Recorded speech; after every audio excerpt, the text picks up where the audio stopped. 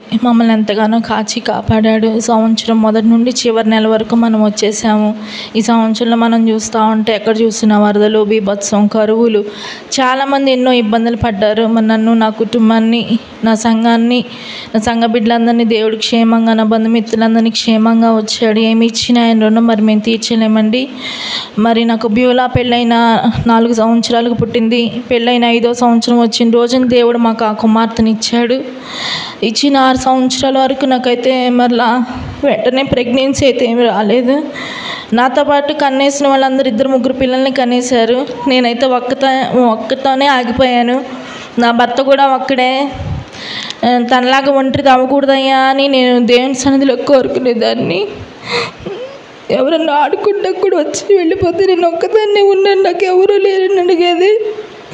నాకు అప్పుడు చాలా బాధ వేసేది. నేను ఏం అన్యాయం చేశాను దేవుడికి అని అనిపించేది. ఒక్కోసారి దేవుడి మీద కూడా నాకు చాలా కోపం వచ్చేది. మేము ప్రార్థన చేస్తే ఎక్కడికి వెళ్తే కార్యాలు జరుగుతుంది, నా చేతలు ఎందుకు జరగట్లేదని. మేము చనిపోయిన తర్వాత, మేము లేని తర్వాత నా బిడ్డ కష్ట సుఖాలు పంచుకోవడానికి అమ్మాయి నా అబ్బాయిని ఒక తోడు కావాలయ్యా. తను ఒంటరిగా ఉండకూడదు. దేవుని దగ్గర నేను పోరాటం చేయని రోజు లేదు. నా కోసం ప్రార్థన చేయని వారు లేరు. నా కోసం ఎంతోమంది సండే స్కూల్ పిల్లలు, సేవకులు, సేవకురాలు, వాళ్ళ సంఘాలు కొన్ని వందల మంది నా కోసం ప్రార్థన చేస్తుంటారు. ఒక్కళ్ళిద్దరు కాదండి. వాళ్ళందరి ప్రార్థన పరలోకంలో ధూపంలాగా చేరి దేవుడు నన్ను జ్ఞాపకం చేసుకున్నాడు. ఈ 2024 సంవత్సరం 2023 సంవత్సరం అంతా చాలా నేను ఉపవాసం ఉండి నేను ప్రార్థన చేసుకున్నా. దేవుడు నాకు మంచి ఇల్లు ఇచ్చాడు. నేను అనుకున్న ఈ 2024 సంవత్సరంలో ఈ సంవత్సరం ఉపవాసం ఉండి చుట్టూ ప్రహరీ కట్టేసుకొని మంచి టైల్స్ వేసేసుకోవాలి ఎదురా అనుకున్నా. నేను ఉపవాసం ఉంటే దేవుడు ఏదైనా నాకు కార్యం చేస్తాడని గట్టి నమ్మకం ఉండిద్ది నాకు మంచిగా, వివాహం కాకముందు నుంచి. నేనైతే ఈ సంవత్సరం ప్రహరీ కట్టాలి, మెరక తోలిచ్చిన మెట్లెక్కి దిగలగా చచ్చిపోతున్నాను. ఏదైనా పని చేసుకోవాలన్నా ముందు నా అర్జెంటుగా ప్రహరీ అయిపోవాలి, నడుము కట్టుకుని ఉపవాసం ఉండి ప్రార్థన చేసుకుందని అనుకున్నా. నేను పోయిన సంవత్సరం ఆగస్టు 1 తారీఖున మొదలుపెట్టిన ఉపవాసాలు మార్చి 30 వరకు ఈ సంవత్సరం నేను ఉపవాసాలు ఉన్నా. ఆ ఉపవాసాలను దేవుడు నాకు గర్భఫలాన్ని ఇచ్చాడు కానీ నాకు తెలియదు. మార్చి 29 తారీఖున గుడ్ ఫ్రైడే ఇక్కడ ఆ రోజు ఇక్కడ వాకింగ్ చెప్పాను. ఆ రోజు జ్వరం, జలుబు విపరీతంగా చాలా బాధతోనే నేను ఇక్కడ వాకింగ్ చెప్పాను. కానీ నాకు ఆ రోజు 2వ నెల అని నాకు తెలియదు. తర్వాత ఏప్రిల్ నెలలో మేము చూసుకున్న తర్వాత ప్రెగ్నెన్సీ అని వచ్చింది. మేము వచ్చినాక లేటుగా వచ్చింది కాబట్టి నూజివీడు శైలజ డాక్టర్ గారి దగ్గరికి వెళ్తాం. 10 రోజులు ఆగిరండి అమ్మా, ఇంకా నెల 10 రోజులకి నేను స్కానింగ్ చేస్తాను అని చెప్పింది.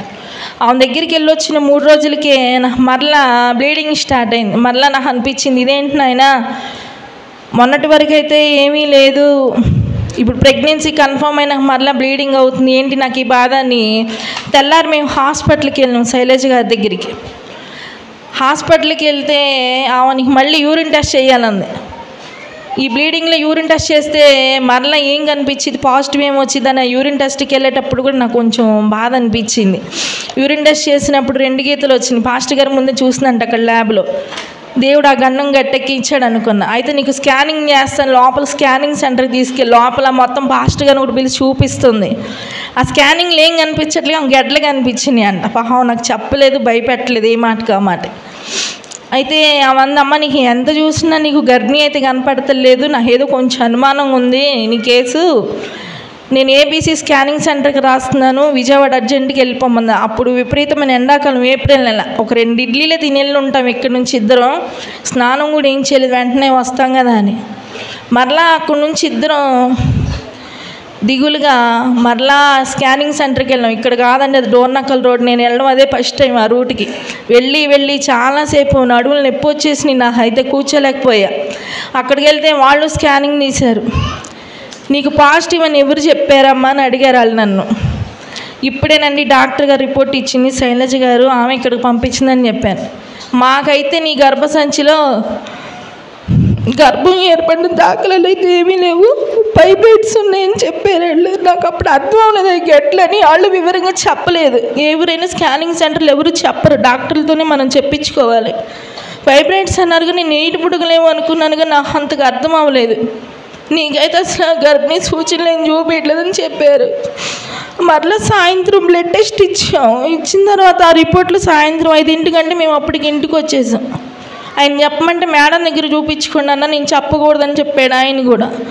సరే తెలియదన్నా, మాకు ఒకసారి చెప్పండి, మేము జాగ్రత్తగా ఉంటామంటే ఆయన చెప్పాడు 8వ వారం అని చూపిస్తుంది ప్రెగ్నెన్సీ, జాగ్రత్తగా ఉండండి అని చెప్పాడు.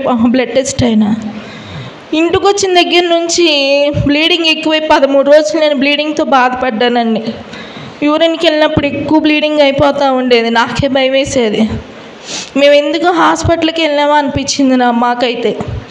13 రోజులు నేను యూరిన్కి వెళ్ళినప్పుడల్లా ఇంత బ్లీడింగ్ పడిపోతూ ఉండేది. పాస్టర్ గారు 2-3 సార్లు కిట్లు తీసి టెస్ట్ చేసిన ప్రెగ్నెన్సీ అనే చూపించేది ఆ బ్లీడింగ్లో కూడా. మేము మరలా 4వ నెల వారానికి వస్తుందనగా మేము అమెరికన్ హాస్పిటల్కి వెళ్ళాం విజయవాడ. అప్పుడు నాకు టెన్షన్ వచ్చేసింది, ఎందుకంటే ఇప్పటి వరకు 2-3 స్కానింగ్ సెంటర్లు తిరిగినా ఎక్కడికి వెళ్ళినా నీకు ప్రెగ్నెన్సీ లేదని చెప్పారు నాకు. స్కానింగ్ సెంటర్కి వెళ్తే మరలా అమెరికన్ హాస్పిటల్కి వెళ్తే ఇప్పుడు ఏం చెప్తారు ప్రభువా. నాకు ఆ రోజు నుంచి టెన్షను. ఆ హాస్పిటల్కి వెళ్ళగానే ముందు వాళ్ళు బీపీ చూస్తారు. ఆ బీపీ చూడంగానే నాకు 150 చూపించిందంట. మరలా అరగంట సేపు కూర్చొని డ్రింక్ తాగి రమ్మన్నారు, అయినా కానీ నా బీపీ తగ్గట్లా. ఎందుకంటే నేను 3 స్కానింగ్ సెంటర్లు చూపించుకున్నా, ఎక్కడ చూసినా నీకు ప్రెగ్నెన్సీ లేదనే చెప్తున్నారు. కానీ ఇప్పుడేం చెప్తారు ప్రభా అని నాకు ఇంకా బీపీ మాత్రం అసలు కంట్రోల్ అవ్వట్లా. డాక్టర్ గారి దగ్గరికి వెళ్తే నీకేంటమ్మా ఇంత బీపీ ఉంది, మొదటిసారి హాస్పిటల్కి వస్తున్నావు, నీకు పెరుగుండిద్ది, కొంచెం ఉప్పు తగ్గించి తిని ఎందుకైనా మంచిదని చెప్పారు. సాయంత్రం 4ంటికి స్కానింగ్ తీశారు. అయితే నా పక్కన కంప్యూటర్ చూపించింది మేడం గారు. నేను ఇప్పటి వరకు ఫస్ట్ బ్యూలాక్ అయితే నేను చూడలేదు, కానీ అక్కడ చూపించారు నాకు. ఇదిగమ్మా నువ్వు 4వ నెల దగ్గరలో ఉన్నావు, నీ బేబీ చూడు ఎలా తిరుగుతుందని చూపించారు. అయితే ఆ చూపించిన సంతోషంలోనే మరలా అని చెప్పి నీకు గెడ్డలు ఉన్నాయని చెప్పారు నాకు ఇంకా బేబీ కనిపించిన సంతోషం. నిజంగా మీరేమైనా అనుకోండి, ఇన్నాళ్ళు ఆ బేబీ కోసం మేము ఎదురు చూసాము. ఆ బేబీని నేను కళ్ళారు నేను చూసాను చక్కగా తిరగడం. కానీ ఆ గెడ్డలైతే ఎప్పుడు నేను ఆ బెడ్ మీద కళ్ళ నీళ్ళు వచ్చినాయి. నేను బయటకు వచ్చాను, రిపోర్ట్ ఇచ్చారు. నా భర్త అడుగుతున్నాడు ఏమని చెప్పారంటే, నాకైతే గెడ్లు ఉన్నాయని చెప్తున్నాను కానీ బేబీ కనిపించిందని నేను చెప్పట్లేదు. అసలు ఏమైందంటే బేబీ అయితే తిరిగి నేను చూశాను, వైబ్రైట్స్ ఉన్నాయని చెప్పారండి అని చెప్పాను. మా గెడ్డల సంగతి మర్చిపో అని ఆయన ఆ రోజే చెప్పాడు. ఇప్పటి వరకు మేము సేవకులకి కాదు కదా, ఎవరికి మేము చెప్పలేదు. చెప్పినది 2-3 నమ్మకమైన వారికి కొన్ని సందర్భాలను బట్టి చెప్పాల్సి వచ్చింది. అది కూడా నరమానవుడికి మేము ఈ విషయం ఎవరికి చెప్పలేదండి. అయితే నా భర్త అన్నాడు నువ్వు ఇక్కడే మర్చిపో, ఆ విషయం ఎవరితో చెప్పొద్దని చెప్పాడు. హాస్పిటల్లో ఆ రిపోర్ట్లు చూసినప్పుడు డాక్టర్ గారికి మేము చెప్పాం, మరి మేము మందులు వాడచ్చండి అంటే, ఇప్పుడు నువ్వు వాడిన ప్రయోజనం లేదమ్మా, బేబీకి ప్రాబ్లం అయిద్దని చెప్పారు. సరే మేము అలాగే నెల మేము ఒక ట్రీట్మెంట్కి వెళ్తుంటే ఎప్పుడైనా నాకు బీపీ ఎక్కువ చూపిస్తుంది హాస్పిటల్లో. వాళ్ళు వెళ్ళినప్పుడల్లా వారం రమ్మంటున్నారు, నువ్వు ఇక్కడ అడ్మిట్ అయిపోవాలి 2-3 రోజులు అని చెప్తున్నారు. నేను ఈ బాధలు పడలేక 5 నెలల వరకు వెళ్ళి మేము అక్కడ హాస్పిటల్ మానేసాం. 6వ నెలలో టిఫా స్కానింగ్ మా సొంతగానే తీయించుకున్న వేరే చోట బయట అవివల్ స్కానింగ్. 7వ నెలలో మాకు తెలిసిన హాస్పిటల్కి వెళ్తే నూజివీడు, అక్కడ బ్లడ్ లేదని చెప్పి నీకు ఫైబ్రాయిడ్స్ ఉన్నాయి కాబట్టి ఆపరేషన్ చేయాలంటే నీకు బ్లడ్ కావాలమ్మా, నీకు బ్లడ్ లేదని చెప్పి ఆమె ఏం చేస్తుందంటే ఇంజక్షన్ పెట్టబడ్డది నాకు రియాక్షన్ ఇచ్చేసింది. ఆగస్టు 30వ తారీఖున నాకు రియాక్షన్ ఇచ్చేపాటికి అది హార్ట్కి, గుండెకి, వెన్నెముక మొత్తం నేను మరణం అంచుల దాకా వెళ్ళి వచ్చేసి ఒక మాటలో చెప్పాలంటే. ఎందుకంటే నా పరిస్థితి అలా అయిపోయింది. అరగంట సేపు నేను మరణం ఏంటి రుచి చూసి వచ్చానండి. దేవుడే నన్ను ఆ రోజు బ్రతికించాడు. తుఫాన్ ఆ రోజు ఆటోలో మేము వెళ్ళొచ్చాము. నేను వద్దని చెప్పాను, నా హాస్పిటల్ అంటేనే భయం వేస్తుంది అసలుకి, ఇప్పుడు ఏం చెప్తారని. అయినా పాపం పాస్టర్ గారు తీసుకెళ్ళి ఆ రియాక్షన్ ఒక్క డ్రాప్ అయి వెళ్ళుంటుంది ఆ ఇంజక్షన్ నాలోకి, వెళ్ళంటే అది నా హార్ట్కి ఇచ్చేసి మళ్ళీ 2-3 పట్టుకుంటే నేను కూర్చోగలిగా. అంత రియాక్షన్ ఇచ్చేసింది. ఆ డాక్టర్ గారు భయపడిపోయారు పాపం. అమ్మ నీకు బ్లడ్ కూడా ఎక్కదని చెప్పింది ఆమె. 7వ నెలలో నాకు అలా అయిపోయిన తర్వాత మేము ఇంటికి వచ్చి మా ఇందిరావదనికి ఫోన్ చేసి, వదినమ్మా నాకు ఇలాంటి పరిస్థితి వచ్చింది, మా తెలిసిన వాళ్ళందరినీ మేము మంచి హాస్పిటల్కి కనుక్కున్నాం, ఎందుకంటే నాది హై రిస్క్ కేసు అని అందరూ చెప్తున్నారు. డాక్టర్లు ఎక్కడికి వెళ్ళినా నాకు అమెరికన్ హాస్పిటల్ అయితే నీకు బ్లడ్ ఎక్కించాలి, నీ గర్భసంచి కూడా తీసేస్తామని చెప్పారు. నాకైతే నాకు అలా చెప్పినప్పుడు నాకు అనిపించింది, ఏమో చిన్న వయసులో నా గర్భసంచి తీసేస్తే లేనిపోయిన రోగాలు వస్తాయి కదా అని నేను చాలా బాధపడేదాన్ని అండి.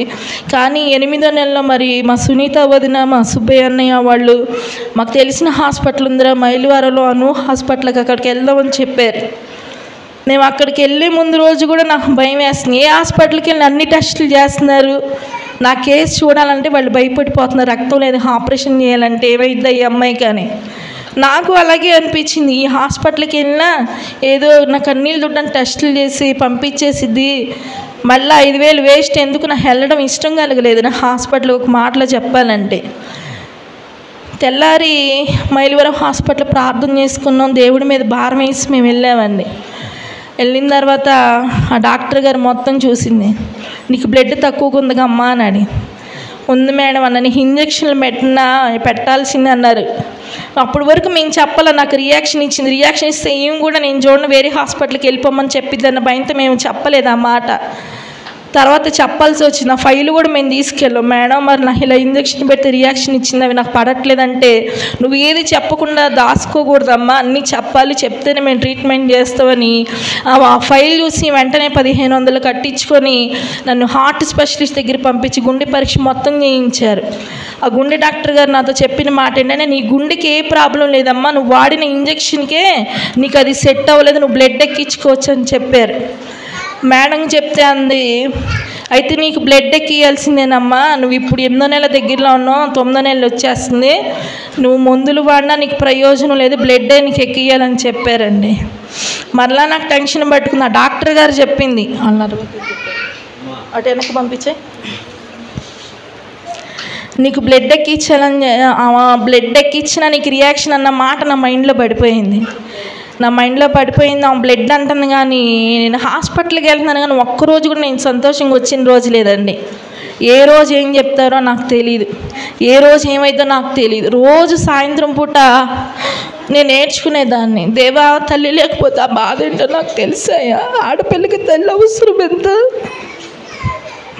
పుట్టేది సంగతి పక్కన పెట్టి అది అమ్మాయి అబ్బాయి పక్కన పెడితే నా బిడ్డ తల్లి లేని బిడ్డ అవ్వకూడదయ్యా.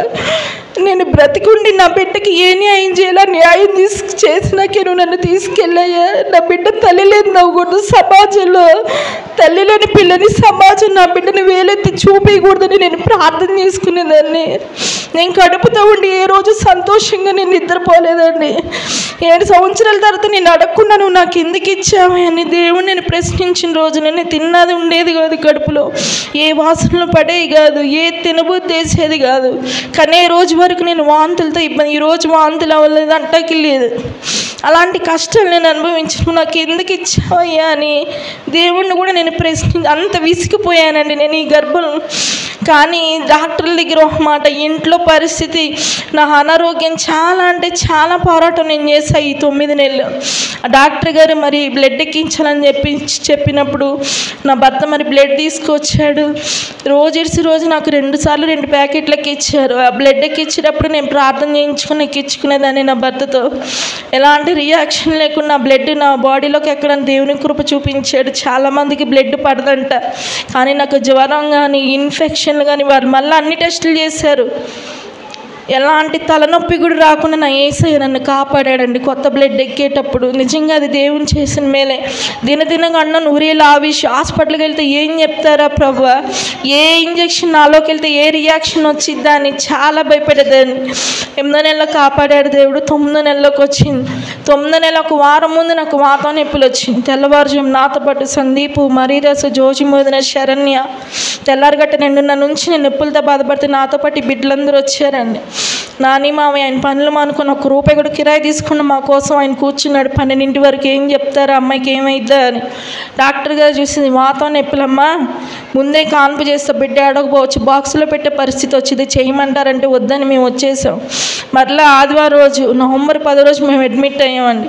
ఆ రోజు మరలా తమ్ముడు నా పక్కనున్న వరుసకి కొడుకైన ఆత్మీయ కొడుకుగా దేవుడు తన రక్తాన్ని నాకు ఇచ్చాడండి.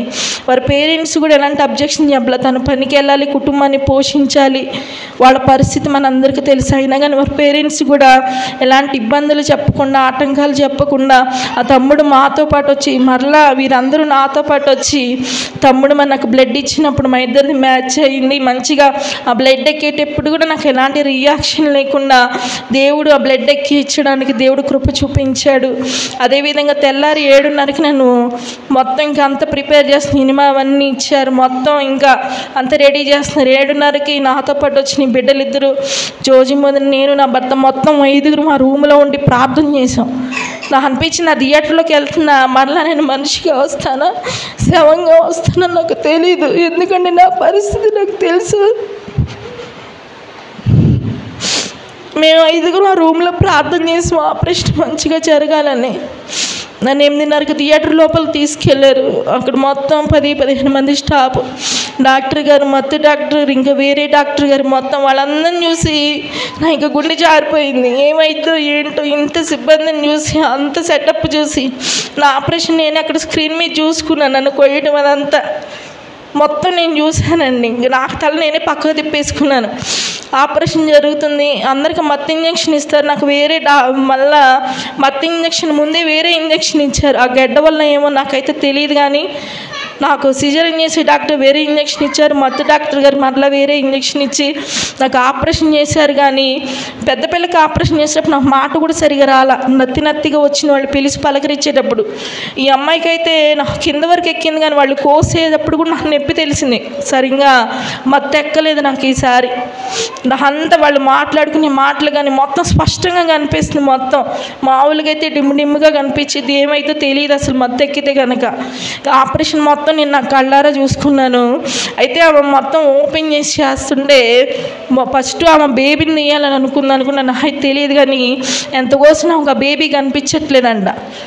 కంగారు పడిపోయిన డాక్టర్ అమ్మ గారు, సార్ నాకు బేబీ కనిపించట్లేదంటే ఆయన అంటాడు, నువ్వు కరెక్ట్ పాయింట్లో కోసావో లేదో చూసుకొని చెప్తుంది. లేదు సార్ నేను కరెక్ట్గానే కోసాను, బేబీ అయితే నాకు కనిపించట్లేదు. ఇమీడియట్గా ఒక డాక్టర్ని పిలిపించారు. ఆయన ఎక్కడి నుంచి వచ్చాడు నాకు తెలియదు, కానీ నా భర్త చెప్పిన బండి కూడా ఆపకుండా ఆయన వచ్చేసాడంట లోపలికి. వేరే వాళ్ళు ఆపారంట బండిని. అంత స్పీడ్గా వచ్చేసరికి ఆయనతో చెప్పిన మాట ఏంటంటే, ఫైబ్రాయిడ్ సార్ ఇది మొత్తం స్కానింగ్ తీసిన వాళ్ళు కరెక్ట్గా మెన్షన్ చేయాలి అది ఏ ప్లేస్లో ఉందో. ఆయన వచ్చేసరికి ఆమె గెడ్డను తీసి పక్కన పడేసింది. మొత్తం ఫైబ్రాయిడ్స్ ఎంత కోసినా గెడ్డే వస్తుందండి. నాకు అన్నారు డాక్టర్ అమ్మ గారు, నీకు ఈ గెడ్డను చూపించినా అందమ్మ నేను చూడలేను మేడం అని చెప్పానని. ఆమె లోపల ఉండగానే ఆడపిల్లని చెప్పేసింది బయట తీయకుండానే. ఫస్ట్ నీకు ఎవరమ్మా అంటే అమ్మాయి అండి అన్న. నువ్వేం బాధపడద్దమ్మా అమ్మాయి పుట్టిందని చెప్పింది నాకు డాక్టర్ గారు. నాకు కొంచెం బాగా అనిపించింది. ఏదైనా సరే దేవుని చిత్తం ఉంటేనే మనం దాన్ని పొందుకోవడానికి అర్హులు. తర్వాత మన ఊరి స్థితి నాకు తెలుసు, మన ఊరి పరిస్థితులు నాకు తెలుసు. అందుకే దేవుడు నన్ను ప్రేమించి నాకు అమ్మాయిని ఇచ్చాడేమో అని నాకు అనిపించిందండి. ఆ ఫైబ్రాయిడ్స్ తీసేసిన తర్వాత ఆ స్టాఫ్ మొత్తం అట్లా ఫోటోలు తీసుకున్నారు. మేడం గారు ఫోటోలు తీసుకుంది. వాళ్ళు అంటున్నారు, మేడం గారు ఆపరేషన్ చేస్తా చెప్తుంది పక్కనున్న డాక్టర్తో, ప్రెగ్నెన్సీలో ఫైబ్రాయిడ్ చాలా సీరియస్ కేసు సార్ అని వాళ్ళు మాట్లాడుకుంటున్నారు. నాకు ఆపరేషన్ చేసేటప్పుడు ఆ మేడం గారు ఎప్పుడైతే టెన్షన్ పడిందో నాకు కూడా కొంచెం హార్ట్ బీట్ తగ్గిపోయింది. నాకు ఆక్సిజన్ పెట్టి ఆపరేషన్ చేశారు. ఆమెకైతే ఆక్సిజన్ అందకపోతే ఐసీలో పెట్టారు. ఆపరేషన్ అంతా అయినాక ఈమెకు ఆక్సిజన్ పెట్టి నాకు ఆపరేషన్ చేశారు. మధ్యలో లోపల సిరప్లో నోరు ఎండిపోతుండే పాపం, మంచినీళ్ళు బదులు వేరే డ్రాప్స్ వేస్తున్నారు. వాళ్ళు నన్ను ఒక కన్న బిడ్డలాగా చూసుకున్నారు. నిజంగా ఆ స్టాఫ్స్ కానీ మరి అక్కడున్న డాక్టర్ అమ్మ గారు కానీ వారందరికీ నిజంగా వారందరి కోసం నేనైతే ప్రార్థన చేస్తున్నాను. ఆ కేసు ఎవ్వరూ తీసుకోవడానికి ముందుకు రాలా. ఆ ఫైబ్రాయిడ్ గడ్డ తీయడం అంటే నీకు బ్లడ్ లేదు, అది తీసేటప్పుడు చాలా బ్లడ్ పోయిద్దంటండి. కానీ దేవుడు నా జీవితంలో చేసిన మేలు ఏంటంటే బేబీకి తగలకుండా ఫస్ట్ ఆమె కత్తి వెళ్ళటం ఆ గడ్డ మీదే పడిందంట. ఎక్కువ బ్లీడింగ్ అవ్వలేదు నాకు. ఆపరేషన్ అయిన తర్వాత నాకు 6 పాయింట్లు 6.5 రక్తం ఉంది, దగ్గర 7 పాయింట్లు రక్తం ఉంది నాకు. అదే ఏమని తీసి ఆ గడ్డను ఎత్తకాలంటే చాలా బ్లీడింగ్ పోయేది, రక్తం అయిపోయేది నాకు. ఆ కత్తి ఎప్పుడైతే గడ్డ మీద పడిందో ఆ గడ్డ వెంటనే డాక్టర్ గారు తీసేసిన తర్వాత బేబీ కనిపించలేదని ఎప్పుడైతే అన్నారు నాకు కూడా నాకు టెన్షన్ వచ్చేసింది. నేను అప్పుడు అన్నా, నాకు ఒక ఆడపిల్ల ఉందండి, నన్ను ఎలా బ్రతికించి నేను డాక్టర్ గారిని నేను అడిగాను. అక్కడున్న స్టాఫ్ అన్నారు నీకేమవ్వదు నువ్వు భయపడద్దు అని చెప్పారు. ఆమె ఎప్పుడైతే భయపడింది నాకు కూడా కొంచెం గుండె ఆగినంత పని అయింది. నాకు వెంటనే ఆక్సిజన్లు అయి పెట్టారు. ఆక్సిజన్తోనే నాకు ఆపరేషన్ చేశారు. ఆ కంగారు పడే పాటికి నాకు కూడా భయం వచ్చేసింది. నాకు కూడా హార్ట్ బీట్ తగ్గింది. చాలా అంటే చాలా సీరియస్ అయింది. దేవుడు నన్ను క్షేమంగా బయటకు తీసుకొచ్చాడంటే ఆయన కృపేనండి. థియేటర్ల నుంచి నన్ను ఐసీలో పెట్టారు. ఐసీయూలో నుంచి తెల్లారిని నా బిడ్డ దగ్గర నన్ను పంపించారు. దేవుడు నన్ను నా బిడ్డని క్షేమంగా ఉంచాడంటే కేవలం అది ఆయన కృపే. నా కేసుని తీసుకున్న ఆ డాక్టర్ గారికి నిజంగా ఏమి ఇచ్చి నేను రుణం తీర్చలేనండి. ఆమె ఎవరైనా సరే ఆమెను క్షేమంగా దేవుడు ఉంచాలని ప్రార్థన చేస్తున్నాను. అక్కడున్న ఆ పిల్లలు వర్క్ చేసే స్టాఫ్ కూడా, అక్క నీకు ఎలాగుందని ఏ షిఫ్ట్లు మారినా సరే వచ్చి నన్ను అందరూ మనిషికి పలకరించి నన్ను కేర్ తీసుకుని మంచిగా పలకరించేవాళ్ళు. నా భర్తతో అందరూ అన్నారు గవర్నమెంట్ హాస్పిటల్ తీసుకెళ్ళచ్చు అది ఇదని. కానీ నా భర్త నా పరిస్థితిని చూసి, డాక్టర్లు చెప్పిన మాటలు చూసి తను డబ్బులకి ఆశపడకుండా వేరే విధంగా ఆలోచించకుండా నన్ను మంచి హాస్పిటల్లో చూపించాడు. ఆయనకు కూడా నేను రుణపడి ఉన్నాను. ఏమి ఇచ్చినా నా భర్త రుణం కూడా నేను తీర్చుకోలేనండి. నా తల్లిదండ్రులు నన్ను ఎవరు విడిచిపెట్టినా, ఎవరు మర్చిపోయినా, నా బంధుమిత్రులు ఎవరు మర్చినా ఆ దేవుడు నన్ను మర్చిపోలేదు.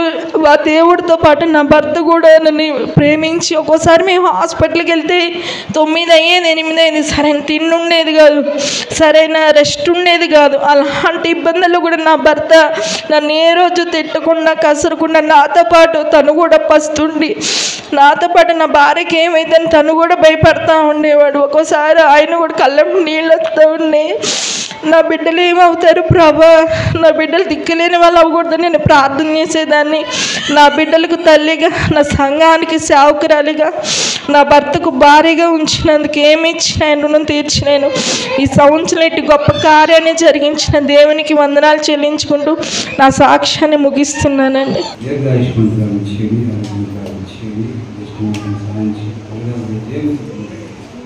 ఆరోగ్యవంతులుగా ఉండటానికి సహాయం చేయండి. మీకు ఇష్టమైన బిడ్డలుగా ఉండటానికి బిడ్డలు మీకు గాయపడిన సంపాదించుకుంటారు. మీరు ఎటువంటి మీకు సహాయం చేయండి. దేశ పశువులను అలాగే మరి బిడ్డని అమ్మ బుచ్చి కన్న రామ్మ కోమ్మని పిలవకోకుండా దేవునికి ఇష్టమైన బిడ్డగా, దేవునికి ఇష్టరాలుగా ఉండాలని మీరు అందరూ కూడా ప్రార్థన చేయండి. అలాగే మరి సేవకులు కూడా మరి దేవుడు ప్రేరేపించిన విధంగా మరి బిడ్డకి చక్కటి పేరు పెట్టాలని చెప్పని మరి ఆశపడుతూ ఉన్నారు. మరి బెతాని అని చెప్పి పేరు పెట్టాలని ఆశపడినారు. బేతాని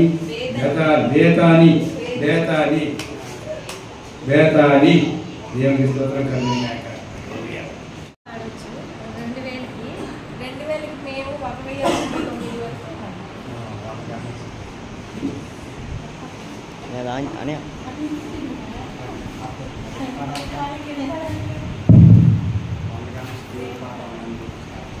దేవుని పాట 100 రూపాయలు, దేవుని పాట మేడం గారి పాట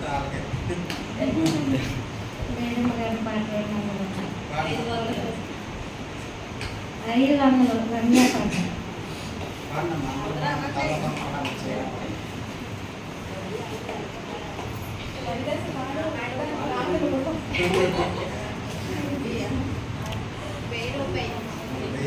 దేవుని పాట 1000 రూపాయలు,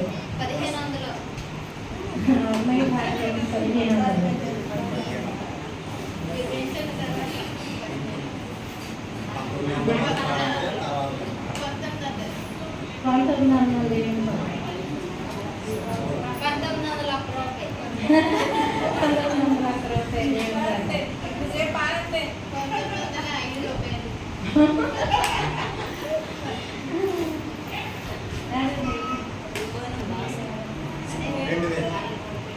దేవుని పాట 2000 ఫస్ట్.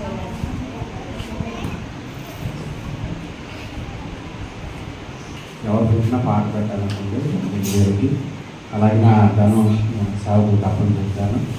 దేవుని కృపను బట్టి బేతని పేరు, బేతని అంటే శిష్యురాలు అని అర్థం వచ్చింది. ఆ పేరు పెట్టడానికి దేవుడు కృప చూపించాడు. చివరి ప్రార్థన ఆశీర్వాదం తీసుకుని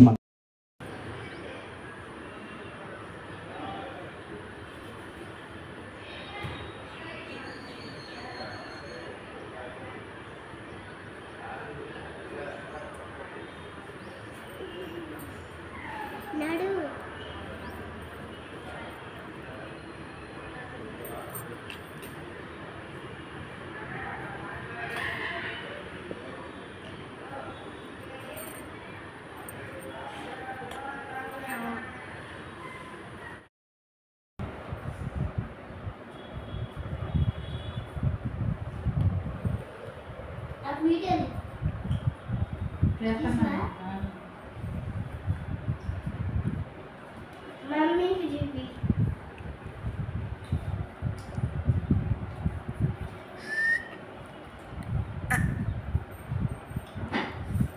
బెల్లప్పుడు చూపి